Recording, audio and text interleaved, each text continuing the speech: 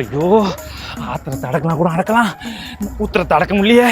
முடியலடா சாமி, முடியல. ஐயோ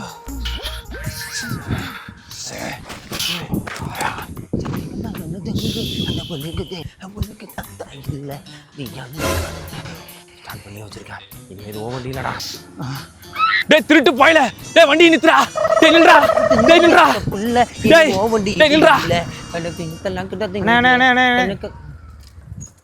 பாட்டுங்கண்ணே லிஃப்ட் கொடுங்கண்ணே, கொஞ்சம் போகிற வழியில் தானே வீடு இருக்குது. லிஃப்டா? போகிற வழி இல்லையா? சரி, நம்மளும் திருடி கொண்டு போகிறோம் வண்டியை. ஒரு குற்ற உணர்ச்சி. போகிற வழியில் தானே வீடு இருக்குது. சரியா ஏரியா இறக்கி விட்றேன். அந்த பாட்டு உனக்கு தெரியுமா? எங்க காப்புள் எங்க ராக்குடா இவங்க தாங்களுக்கு இங்க.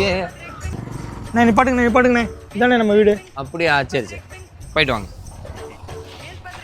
அண்ணா இவ்வளோ ஹெல்ப் பண்ணியிருக்கீங்க, ஒரு ரூபாய் தண்ணி குடிச்சிட்டு போங்கண்ணே. தண்ணிலாம் வேணாம் தம்பி, நான் போயிட்டு வரேன், வேலை இருக்கு. அண்ணே வாங்கண்ணே, வந்து ஒரு கட்டிங் போட்டு போங்கண்ணே. கட்டிங்கா? இந்த தண்ணின்னு முன்னாடி சொல்ல வேண்டியதானே. உட்காருங்க தம்பி. நான் வண்டியை திருந்ததுக்கு இவன் ட்ரீட் வைக்கிறான். வண்டியை விட்டு யூரின் அடிக்கிற கேப்ல வண்டியாச்சும் போயிட்டான். அவன் மட்டும் என் கையில கச்சான், அவனை சத்தண்டா. என்ன மச்சான் ரொம்ப கோவமா இருக்கிறா? வண்டி விட்டு யூரின் அடிக்கிற கேப்ல ஒருத்தன் வண்டியாச்சும் போயிட்டான்டா. இந்த உலகத்துல இருக்கிற எல்லாமே ஃப்ராட் பசங்க தான்டா. எல்லாரையும் அப்படிலாம் சொல்லாத மச்சான். இப்போ கூட பாரு, லிஃப்ட் கேட்டேன், ஒருத்தவர் வீடு வரைக்கும் கூப்பிட்டு வந்து லிஃப்ட் கொடுத்து என்னை இறக்கி விட்டுருக்காரு. இரு கூப்பிடுறேன் பாரு. அண்ணே வாங்கண்ணே. வந்துட்டேன். கட்டிங் ரெடியா? வண்டியை ஆட்டையை போட்டதும் இல்லாம எனக்கு ஒருத்தன் கட்டிங். இதெல்லாம் என்ன? டேய் அவன் தானே வண்டி திரும்பி போன, அவனை புடுடா.